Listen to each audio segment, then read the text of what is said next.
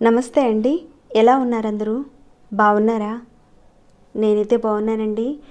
మీ అందరికీ అమ్మవారి ఆశీస్సులు ఎల్లప్పుడూ ఉండాలని కోరుకుంటూ, వారాహి అమ్మవారిని ఏ విధంగా పూజించాలి, అలానే ఒక చిన్న పరిహారాన్ని చేసుకోవడం వల్ల మన జీవితం ముగిసిపోయింది అనుకున్న సందర్భంలో మనల్ని మన చేయి పట్టుకుని పైకి లాగే అద్భుతమైన ఒక చిన్న పరిహారాన్ని అయితే తెలుసుకోబోతున్నాం.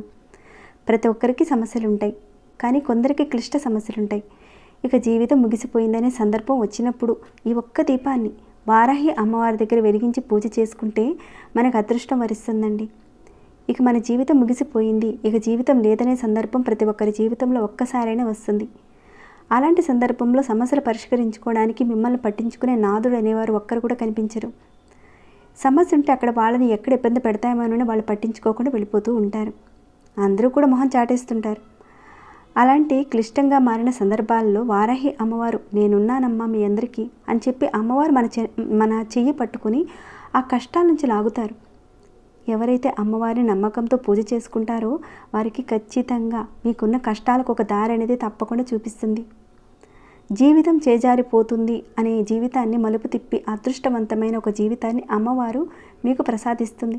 ఉదాహరణకు ఎవరికైనా దీర్ఘకాలికమైన అనారోగ్య సమస్యలు కానీ, సంపాదన పరంగా సమస్యలున్నా, మంత్రాలు చేయడము, చేతబడులు చేయడము, నరదృష్టి సమస్యలతో బాధపడుతుంటే విశ్వాసంతో ఒక పిడికిడ మట్టిని చేత్తో పట్టుకుని మనం పూజ చేసుకుంటే, ఆ వారాహి అమ్మవారిగా మనం భావించి చేస్తే మనకి ప్రపంచంలో జీవించడానికి అవసరమయ్యేవన్నీ కూడా మనల్ని వెతుక్కొని వచ్చేలా అమ్మవారు మనకు ప్రసాదిస్తుంది.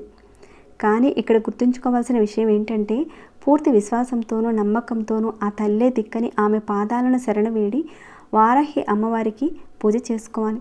మరి ఏ విధంగా పూజించాలి, అలానే ఒక చిన్న పరిహారం గురించి కూడా తెలుసుకుందామండి. కన్నా ముందు ఒక చిన్న రిక్వెస్ట్ అండి, పరిహారాన్ని చూసే ముందు మీరు లైక్ చేశారా లేదా అనేది ఒకసారి చూడండి.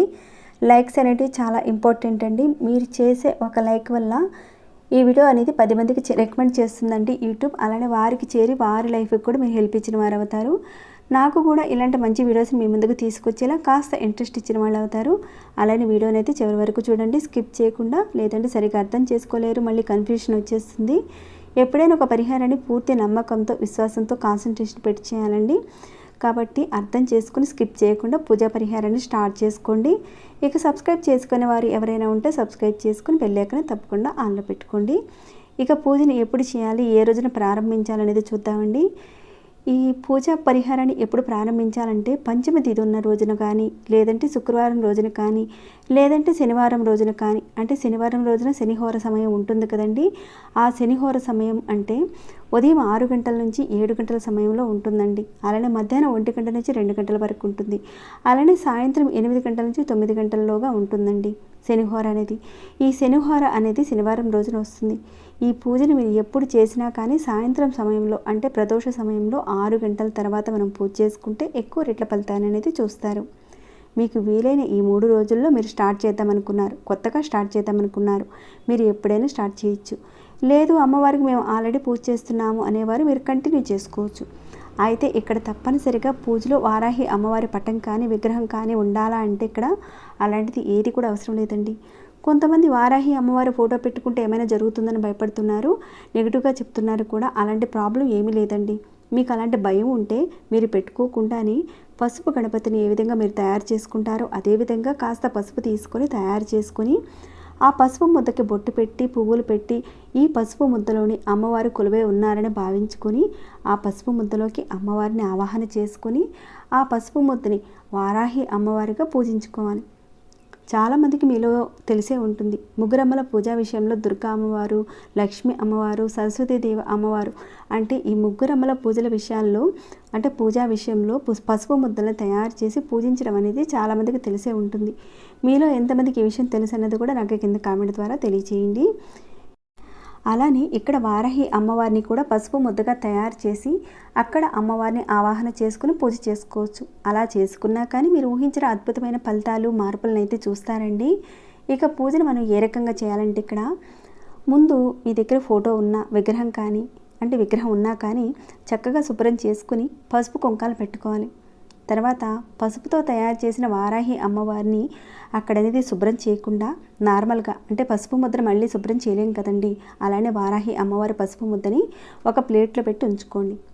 ప్లేట్లో అమ్మవారిని పెట్టే ముందు కాస్త పసుపు కుంకాలు అలానే పెట్టుకొని చక్కగా పసుపు ముద్రని పెట్టుకోవచ్చు. లేదంటే ఆ ప్లేట్లోనే తమలపాకును పెట్టి తమలపాకు మీద కాస్త పసుపు కుంకాలు పెట్టి బియ్యం పోసైనా సరే అమ్మవారిని పెట్టుకోవచ్చు. ఆ బియ్యం కూడా ఎరుపు అక్షింతలై ఉండాలండి, చాలా మంచిది. అమ్మవారికి ఎరుపు అంటే చాలా చాలా ఇష్టం కాబట్టి ఎరుపు అక్షింతలు పోసి అమ్మవారిని పెట్టండి. తర్వాత ఎరుపు పూలతో అంటే మందారం పూలతో అమ్మవారిని అలంకరణ చేయాలి. ఒకవేళ మందారం పూలు దొరక్కపోతే నీలిరంగు శంకు పూలు కూడా దొరుకుతాయండి. అంటే అవి కూడా చాలా విశేషం అండి. ఒకవేళ అవి దొరకలేదనుకోండి, ఎరుపు గన్నేరు పూలు సాధారణంగా ఎక్కడైనా దొరుకుతాయి కదండి, వాటిని కానీ పెట్టండి. అవి కూడా లేని పక్షంలో మీ దగ్గర ఏవైతే ఉన్నాయో ఆ పూలనే పెట్టండి.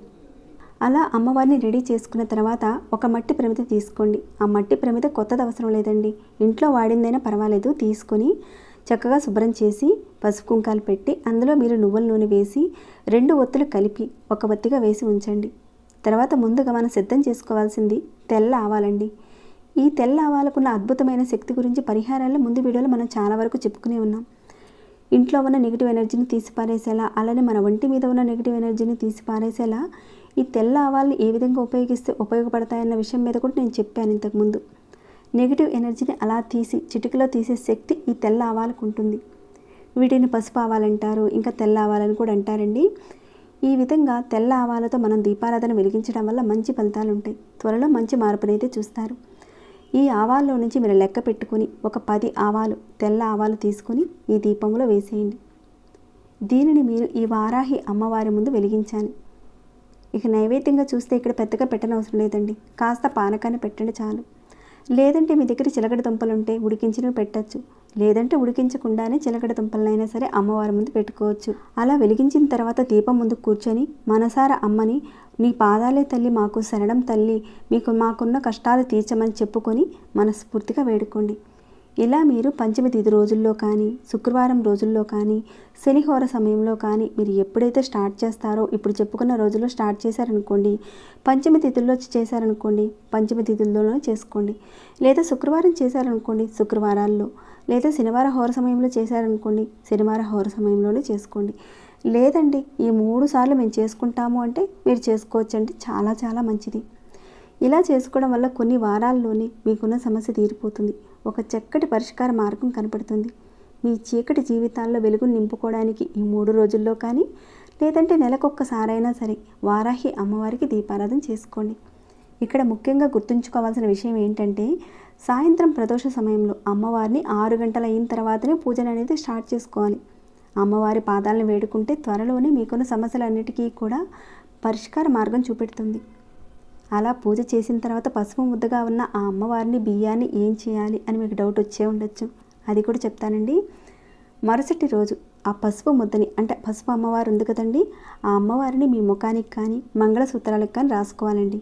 కానీ కాళ్ళకు మాత్రం రాసుకోకూడదు. ఇక మిగిలితే కనుక ఉంచుకొని మరుసటి రోజున రాసుకోవచ్చు. ఇక ఆ బియ్యాన్ని పక్షులకు వేసేయండి.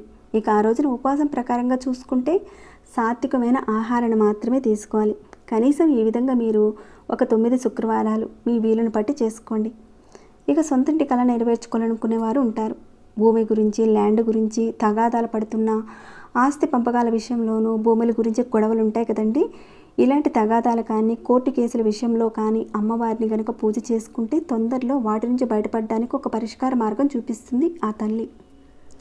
కష్టాలు లేని వారైనా సరే ఈ అమ్మవారిని పూజ చేసుకున్నట్లయితే ఇక మునుముందు మీ జీవితంలో దరిదాపుల్లో కష్టాలు అనేటివి రావండి. శాశ్వతంగా సుఖ సంతోషాలతో జీవితం కొనసాగుతుంది. అలా కొనసాగాలంటే చెడు శక్తి, నరఘోష, నరపీడ, కనుదిష్టి ఇలాంటివి మీ కుటుంబం మీద మీ మీద పడకుండా ఉండాలనుకునేవారు ఆ అమ్మవారిని పూజించడం అనేది చాలా మంచిదండి. విశ్వాసంతో నమ్మకంతో చేయండి. ఈ చిన్న పరిహారాన్ని చేసుకొని మంచి లాభాలను పొందండి. అమ్మవారి యొక్క ఆశీస్సులు మీ అందరి మీద ఉండాలని కోరుకుంటూ ఇక ఈ వీడియోని ఇంతటితో ముగిస్తున్నాను. ఇంకేమైనా డౌట్స్ ఉంటే అడగండి, తప్పకుండా రిప్లై ఇస్తాను. అలానే మీకు ఎలా అనిపించింది అనేది కూడా చెప్పండి. ఈ వీడియో 10 మందికి ఉపయోగపడుతుంది అని మీ మనసుకు అనిపిస్తే తప్పకుండా ఈ వీడియోకి ఒక లైక్ అండ్ షేర్ చేయండి. సబ్స్క్రైబ్ కాని వారు సబ్స్క్రైబ్ చేసుకొని ప్రతిరోజు మన ఛానల్ నుంచి వచ్చే వీడియోస్ని వాచ్ చేస్తూ ఉండండి. మరొక భక్తి వీడియోలో మళ్ళీ మిమ్మల్ని కలుసుకుంటాను. అంతవరకు సెలవు.